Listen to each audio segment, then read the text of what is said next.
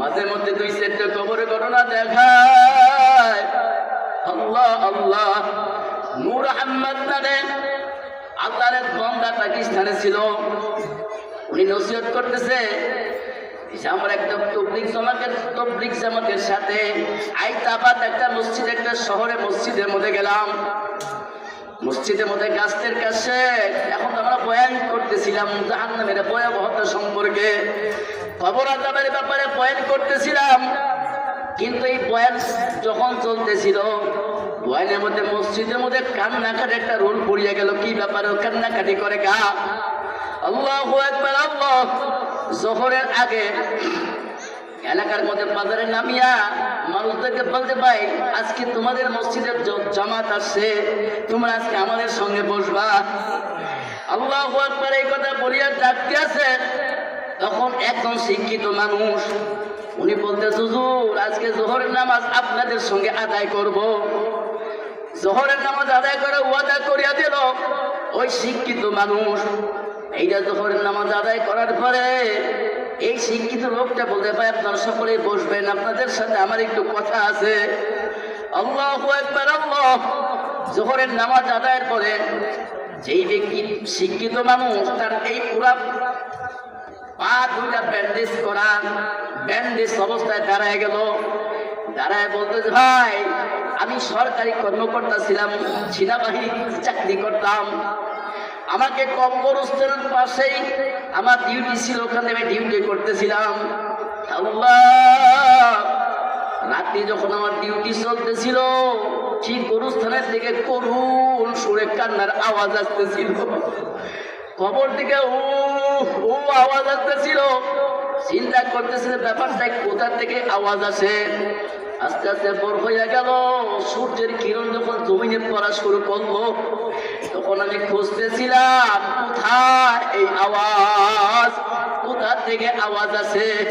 খুঁজতে খুঁজতে খুঁজতে খুঁজতে দেখা গেল একটা কবরে থেকে আওয়াজ আসতে আছে।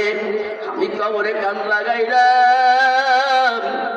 কান লাগানোর পরে দেখলাম কবর থেকে আল্লাহ করুণ সুরে কান্নার আওয়াজ। আমার হাতে ছিল রাইফেল। আমি তখন ওই কবরটা একটু ফুটা করলাম। ফুটা করার পরে এবার দেখি কবরের মধ্যে কি। এখন আমি দেখতেছি কবরের মধ্যে কোনো রকম লাশ নাই, কঙ্কাল পড়ে আছে, হাড্ডি পড়ে আছে। এই কঙ্কালের মধ্যে একটা ইঁদুরের বাচ্চার মতো ছোট একটা বাচ্চা শিয়া ওই কঙ্কাল হাড্ডির মধ্যে যখন কামড় দেয়, ওই কঙ্কাল থেকে কান্নার আওয়াজ পাওয়া যায়। এইটা মানুষ চিন্তা করে কি করি, তখন চিন্তা করে আরে কান্নার আওয়াজ। তখন আমি নিজের রাইফেলটাকে ধরলাম, ওই গর্তের ভিতরে আমি মেরে ফেলবো ইঁদুরটাকে, এই চিন্তা করলাম। কিন্তু এইরকম যখন দেখি উনি বলতে, তখন রাইফেলের নল আমি ঢুকাইলাম, তখন ইঁদুরের বাচ্চাটা অন্য জায়গায় লুকাইয়া গেল। আবার কিছুক্ষণ পরে আসলো। আমার যখন রাইফেল আমি দৌড়তে আসি, কোনো কথা নাই, সার করিয়া সেই গর্তের থেকে উঠিয়েই দুটো আমাকে তাড়া করলো। বলে এমন ভাবে আমার ধাওয়া করলো, আমি আর গুলি করার কোনো সাহসী না পাইয়া নিজের জীবন বাঁচানোর জন্য আমি দৌড়াইতে থাকি।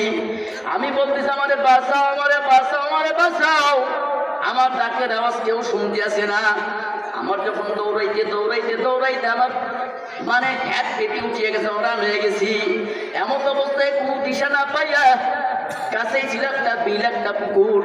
এই পুকুরের মধ্যে যখন আমি নামিয়ে গেলাম, মনে করলাম এখন বোধহয় সে আমার পিছনে লাগবে না।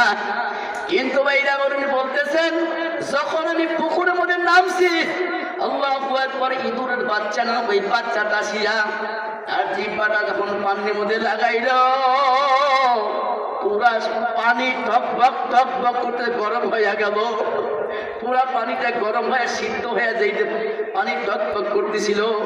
এখন আমার সাথীদের কি বলে, আমার সাথীরা তাড়াতাড়ি মারে বাঁচাও। লোকজন আসিয়া দৌড়াই আমার নিয়ে গেল। আল্লাহু আকবার। পাকিস্তান শুধু নয়, আমেরিকার মতো বড় বড় হাসপাতালেও আমাকে ভর্তি করা হয়েছে। কিন্তু আজও পর্যন্ত আমি পুরা সুস্থ হতে পারি নাই। ওই যে কবর থেকে উঠে আসা সেই কীট, সেই পোকা, সেই ইঁদুর পানির মধ্যে আঘাত করার কারণে এই পানি গরম হয়ে আমার পুরা পায়ের গোস্তটা বোনা হয়ে পড়িয়ে যায়, এখনো ব্যান্ডেজ অবস্থা আমাকে দেখতেন। আমি কিন্তু সেই কবর আযাব দেখনেওয়ালা।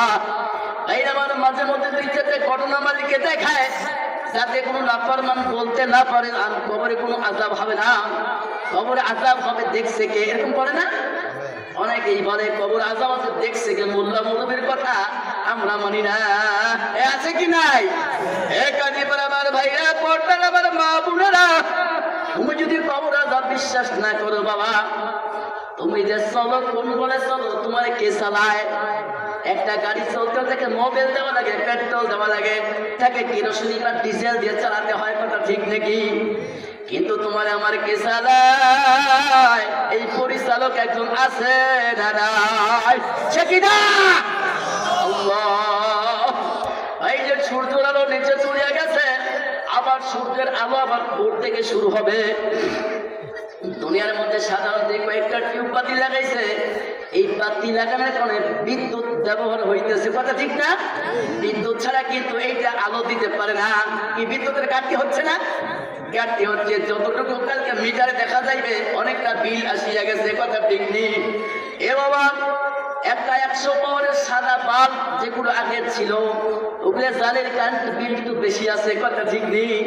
আবার যখন বড় বড় লাইট জ্বালাও, কারেন্টের বিল আরো বেশি আছে। যখন মসজিদের মধ্যে এসি লাগান, এসির বিল আরো বেশি আছে।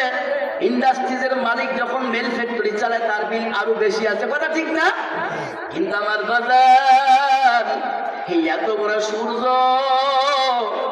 9,30,00,000 মাইল থেকে আলো দিতেছে। গরমের দিনে এমন আলো হয়, জমিটা যেমন পুড়িয়া যাইতেছে। আমরা চরে এলাকায় বাস করি, খালি পায়ে চলার মতো কোনো অবস্থা থাকে না, ফুসকা পড়িয়া যায়। 9,30,00,000 মাইল দূরে থেকে যে তাপ, এই তাপের আলোকে বাতায়, এর কতটুকু পেট্রোল দরকার হয়, কতটুকু জ্বালানি দরকার। তারা দুনিয়াতে আলো দিয়ে দেয়, আলোকৃত করিয়া দেয়, গরম ছুটাইয়া দেয়। এর একটা পাওয়ার ক্ষমতা আছে না নাই? এই ক্ষমতা কার?